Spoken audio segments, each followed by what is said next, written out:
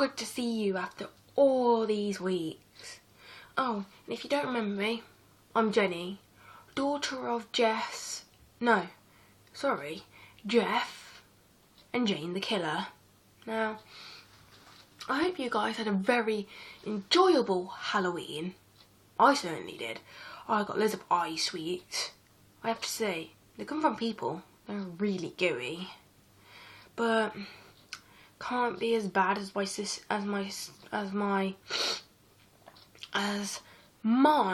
little brother loves tongue twisters. Now, as you heard, eye sweets. Now, I'm not going to continue this because I've got something to read to you. Now, eye sweets are known as eyes to the humans, yeah?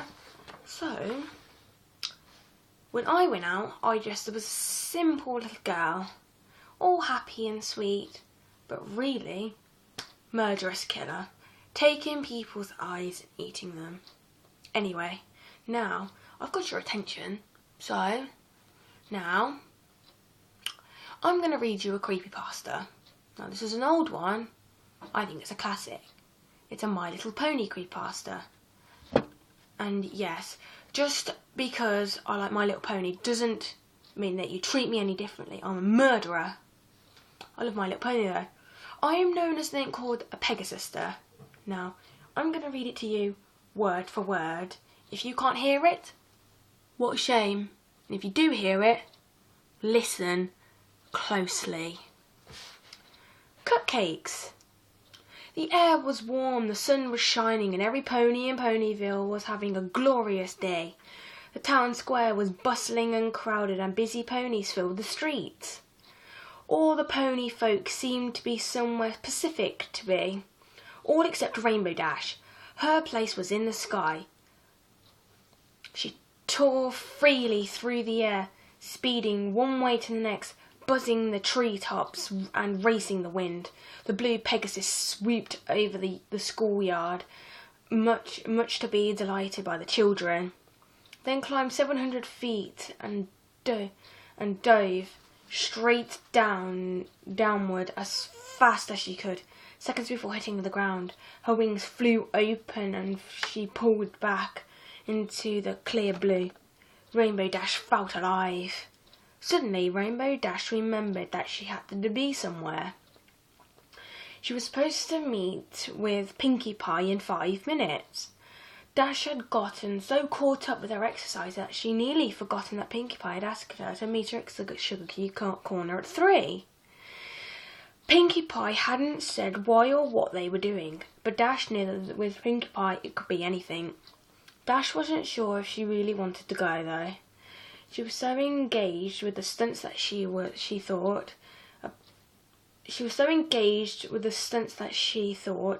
about blowing Pinkie off to continue flying, but Dash's conscience got the better of her. She knew that she would hurt Pinkie Pie's feelings. After all, Pinkie had said that it was going to be something special for just the two of them. Dash considered it and thought, why not?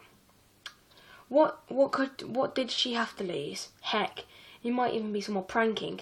Pinkie Pie might have found a bunch of more fun stuff to pull on the folks, and they had so much fun at the last time.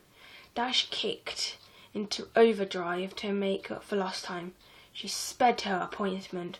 When Dash walked up to the store, she immediately greeted by her host, who was bouncing in excitement. "Yay, you're here! I've been waiting all day," said the jumping pony. "Sorry I'm a little late, Pinkie. I was doing my afternoon exercise and lost track of time." Dash apologised. Pinkie giggled and responded in a gleefully reassuring tone. "Oh, that's okay. You're here now. What's a few more minutes? I've been so excited thinking about the fun that we're going to do. I haven't stopped bouncing since I woke up. I almost forgot to breathe. I've been so happy." Dash seemed a bit slightly uncomfortable laugh.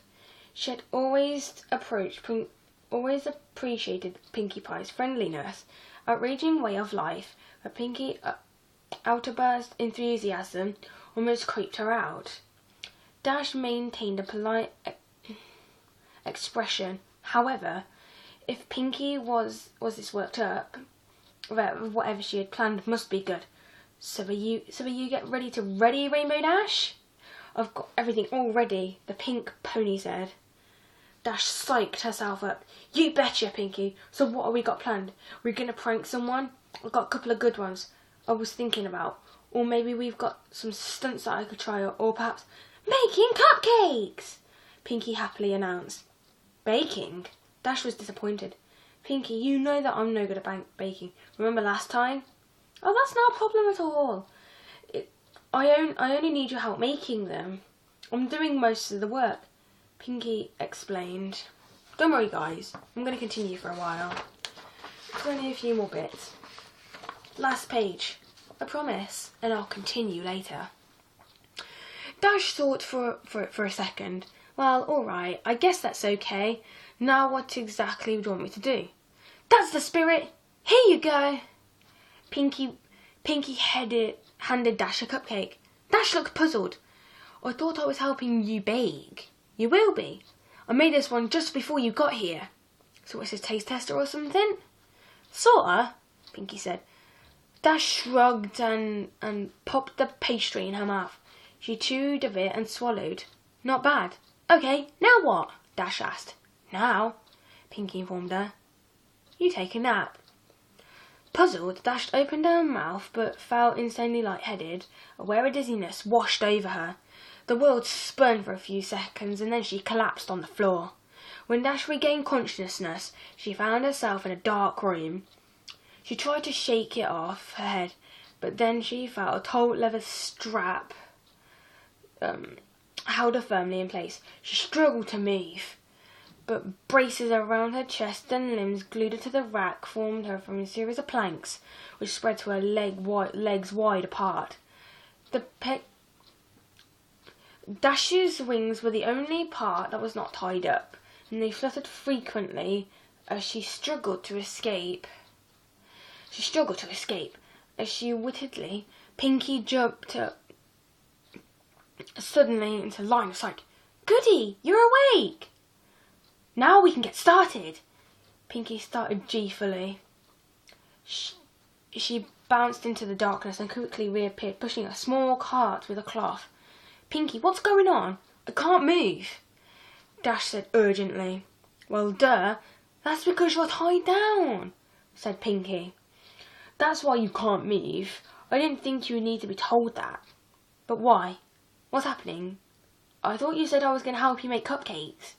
You are helping, you see. I ran out the special ingredient, and I need you to get more. Special ingredient? Dash was now breathing heavily and started to panic. What special ingredient? Pinky giggled, and response, you silly! Dash's eyes widened and her face confronted with fear. Then she started to laugh as it said in a very bored and woo! You really got me there, Pinkie Pie. I mean, tricking me to think I'm going to be made into a cupcake. I gotta tell you, that's the best prank yet. You win. You're the best. Pinky only giggled even more. Oh, thanks, Dash. But I haven't done any pranks today, so I can't accept your praise. Dash started struggling then again. Come on, Pinky. This isn't funny anymore. Then why are you laughing? Before Dash answered, Pinky grabbed the cloth and whipped it off the cart, and the cart on a tray containing vicious, sharp medical tools and knives, carefully organised into wicked sharp, as large as a medical bag. Dash was now full into panic mode. Then she was starting to hyperventilate. Her mind was racing as she tried to reach the pink pony. You can't do this, Pinky. I'm your friend. Now, I will continue, but first I'm going to have a break, and then I'll continue reading. So guys, don't worry, and if you're scared, don't turn on the light. I'm sure Pinky will be able to find you. And trust me, cakes from a horse are not very tasty, but from a human, oh, God, they can make you orgasm in their mouth. Well, I'll see you in a minute.